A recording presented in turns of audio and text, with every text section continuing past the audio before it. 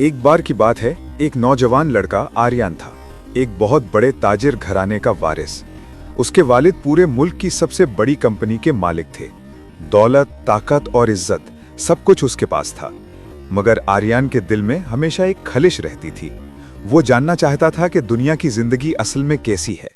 वो जिंदगी जो महलों से बाहर होती है, जहां लोग अपने हाथों से कमाते हैं, जहां एहसासात मसनूई नहीं होते।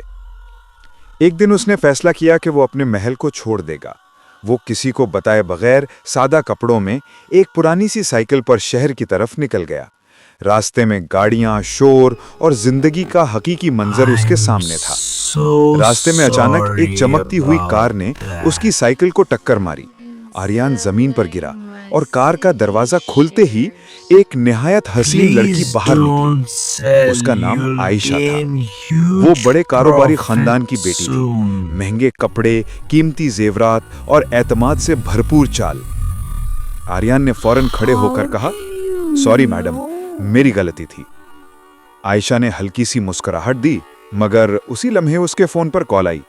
वो गुस्से में बोली, हाँ, मैं वो शहर बेचने जा रही हूं, बस आज ही डील फाइनल कर दो। आर्यन ने हैरानी से कहा, बेच रही हैं? वो मत करें, प्लीज 5 मिनट रुक जाएं, आपको बहुत बड़ा प्रॉफिट होने वाला है। आयशा ने चौंक कर कहा, तुम्हें कैसे पता? वो मुस्कुराकर बोला, बस यकीन करें, एक हफ्ता रुक जाएं।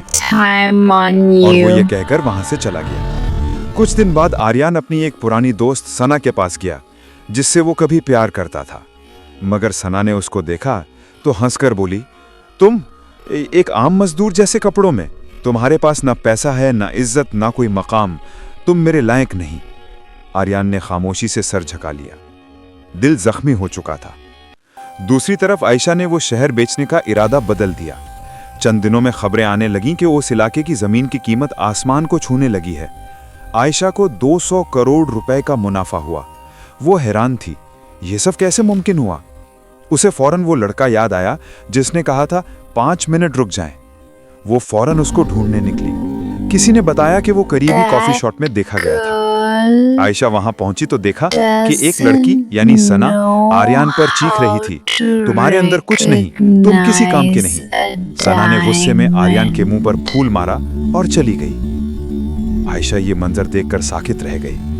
वो आहिस्ता से आगे बढ़ी, आर्यन के सामने रुकी और नरम लहजे में बोली, तुम उसके साथ मोहब्बत करते थे?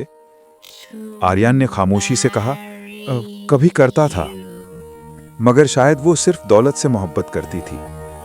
आयशा की आंखों में चमक आई, तो फिर उसे क्या पता कि हीरे को कैसे पहचानते हैं? आर्यन ने चौंक कर देखा। आयशा ने मुस्कुराकर कहा, मैं तुमसे शादी करना चाहती हूं। तुम वो शख्स हो जिसने दौलत नहीं, इंसानियत दिखाई।